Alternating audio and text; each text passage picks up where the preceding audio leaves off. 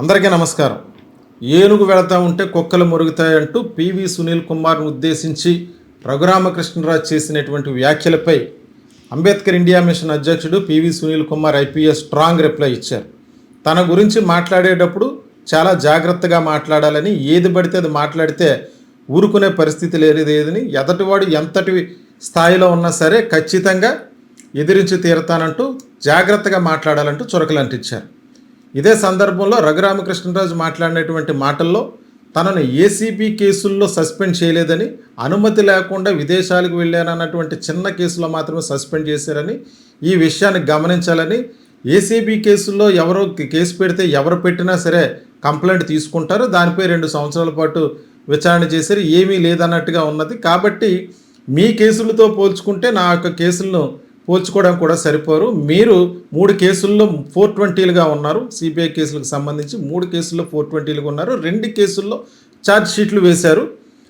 కాబట్టి మీరు ఈ సిబిఐ కోర్టుకు వెళుతున్నటువంటి ఏనుగా మిమ్మల్ని మీరు ఏనుగుతో పోల్చుకున్నారు, లేకపోతే సిబిఐ కోర్టుకు బెయిల్ కోసం వెళ్తున్నటువంటి ఏనుగా అంటూ చొరకలంటించారు. ఇదే సందర్భంగా ఆయన చేసిన వ్యాఖ్యలు అంటే, నేను కావాలని మిమ్మల్ని పోటీకి ఆహ్వానించలేదు.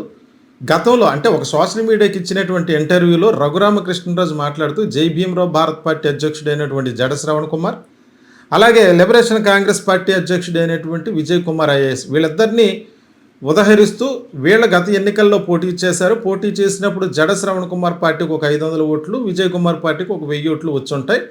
ఇప్పుడు కొత్తగా పివి సునీల్ కుమార్ పార్టీ పోటీ చేస్తే వచ్చేది ఏమీ లేదు, ఇంకో 1000 ఓట్లు 500 ఓట్లు వస్తాయి అంతే కదా అంటూ మాట్లాడినటువంటి వ్యాఖ్యలు. ఆ వ్యాఖ్యలకి కౌంటర్గానే మన పివి సునీల్ కుమార్, మీకు చేతనైతే రాజీనామా చేసి నాపై పోటీ చేసి గెలవండి, మీరు ఏ రాజకీయ పార్టీ నుంచైనా ఇంక్లూడింగ్ వైసీపీ పార్టీ నుంచైనా అన్ని పార్టీల యొక్క మద్దతు కూడగట్టుకుని మీరు పోటీ చేయండి, నేను ఇండిపెండెంట్గా మీపై పోటీ చేస్తాను, మీకంటే 1000 ఓట్లు ఎక్కువ తెచ్చుకుని నేను గెలుపొందుతాను. ఒకవేళ ఓడిపోతే నేను రాజకీయాల కోసం మాట్లాడను, ఒకవేళ మీరు ఓడిపోతే రాజకీయాల కోసం మాట్లాడకూడదు, దీనికి కట్టుబడి ఉండేలాగా ఉంటే నాపై పోటీ చేయండి అంటూ సవాలైతే విసిరారు. దీనికి కౌంటర్గా రఘురామకృష్ణరాజు చేసినటువంటి వ్యాఖ్యలు, మీరు సర్పంచ్గా కూడా పోటీ చేయలేనటువంటి వ్యక్తి, ఒక ఎంపీటీసీగానో జడ్పీటీసీగానో ముందు పోటీ చేసి గెలవండి, గెలిచిన తర్వాత అప్పుడు నా మీద పోటీ కోసం ఆలోచించండి, ఏనుగులు వెళితే కుక్కలు మురుగుతాయి అంటూ వ్యంగ్యంగా వ్యాఖ్యానించారు. దీనికి PV Sunil Kumar strong reply ఇచ్చారు. మీరు ఒక చంద్రబాబు నాయుడునో వైఎస్ జగన్మోహన్ రెడ్డినో వీళ్ళ యొక్క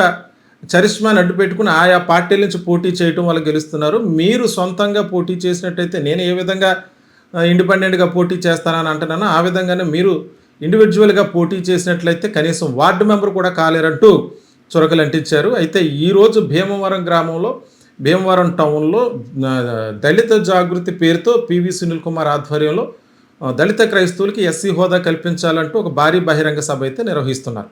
ఈ సందర్భంగా ఈయన పివి సునీల్ కుమార్ రఘురామకృష్ణరాజు చేసినటువంటి వ్యాఖ్యలకి కౌంటర్గా ఈ వ్యాఖ్యలన్నీ చేశారు. అయితే గత కొన్ని రోజులుగా అంటే పివి సునీల్ కుమార్ని కావచ్చు, జడ శ్రవణ్ కుమార్ని కావచ్చు, లేకపోతే విజయ్ కుమార్, హర్ష్ కుమార్ లాంటి వారిని టార్గెట్ చేస్తూ రఘురామకృష్ణరాజు రెచ్చగొడుతూ చేసేటువంటి వ్యాఖ్యలు అంటే, తను డిప్యూటీ స్పీకర్ అన్న విషయాన్ని కూడా మర్చిపోయి రాజ్యాంగ విలువలను తొంగలో తొక్కుతూ దళిత క్రైస్తవులను, దళితులను కించపరుస్తూ మాట్లాడుతున్నటువంటి మాటల సందర్భంగా 20% ఉన్నటువంటి దళిత యొక్క ఓట్లు కానీ క్రిస్టియన్ ఓట్లు కానీ నాకు అవసరం లేదు, నాకు వద్దు, నాకు కానీ మా పార్టీకి కానీ వద్దు అంటూ వ్యాఖ్యలు చేశారు. దీన్ని ఉదహరిస్తూనే పివి సునీల్ కుమార్ చెప్పారు, మీరు నమ్మిన సిద్ధాంతం ప్రకారమే 80% ఉన్న ఓట్ల మద్దతుతో మీరు పోటీ చేయండి, 20% ఉన్నటువంటి ఓట్ల మద్దతుతో నేను పోటీ చేస్తాను అని చెప్పి ఆయన మొన్న ఛాలెంజ్ విసరటం జరిగింది. ఇది ఛాలెంజే కాదు, ఇది ఒక జోక్ అంటూ ప్రస్తావించినటువంటి రఘురామకృష్ణరాజు వీడియోలో ఈ విధమైనటువంటి వ్యాఖ్యలు చేశారు. దానికి ఇప్పుడు సునీల్ కుమార్ స్ట్రాంగ్ రిప్లై అయితే ఇచ్చారు. అయితే దళిత క్రైస్తవులకి ఎస్సీ హోదా కల్పించాలనేటువంటి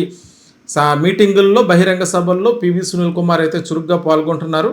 అయితే ఆయన చేసిన వ్యాఖ్యల ప్రకారం గత వీడియోలో కూడా మనం ఉదాహరించి, ఒకవేళ 2029లో అంటే ఇప్పుడు రఘురామకృష్ణరాజు గారు తెలుగు వీర లేవరా అన్నటువంటి ఒక కాన్సెప్ట్తో ఒక సంస్థను అయితే స్థాపించడం జరిగింది. భవిష్యత్తులో కొన్ని మీడియాలు చెప్తున్నట్టుగా ఆయన కూడా దాన్ని ఒక రాజకీయ పార్టీగా మార్చబోతున్నారేమో అని చెప్పి కొన్ని మీడియాల్లో వస్తున్నటువంటి వార్తల నేపథ్యంలో బహుశా ఒకవేళ 2029లో వీరిద్దరి మధ్య జరుగుతున్నటువంటి ఈ యొక్క వాతావరణాన్ని చూస్తుంటే ఖచ్చితంగా పివి సునీల్ కుమార్ గారు ఆ యొక్క ప్రాంతంలో బలపడే విధంగా మీటింగులు నిర్వహిస్తున్నారు. ఖచ్చితంగా 2029 ఎన్నికల్లో ఒకవేళ తెలుగు వీర లేవరా పార్టీ నుంచి రఘురామకృష్ణరాజు గారిని పోటీ చేస్తే పివి సునీల్ కుమార్ గారు ఆయనపై పోటీ చేసే అవకాశం ఉందన్నటువంటి అనుమానాలు అయితే బయటపడుతున్నాయి. ప్రస్తుతానికైతే ఈరోజు భీమవరంలో దళిత జాగృతి పేరుతో పివి సునీల్ కుమార్ గారు అయితే భారీ బహిరంగ సభ నిర్వహించనున్నారు. అయితే దీనికి సంబంధించిన వార్తలు ఏ రకంగా చూస్తే ఏ మీడియా ఛానల్ కూడా దీన్ని ప్రసారం చేయట్లేదు. ప్రస్తుతానికైతే పివి సునీల్ కుమార్ రఘురామకృష్ణరాజు వ్యాఖ్యలకు సంబంధించి స్ట్రాంగ్ రిప్లై అయితే ఇచ్చారు.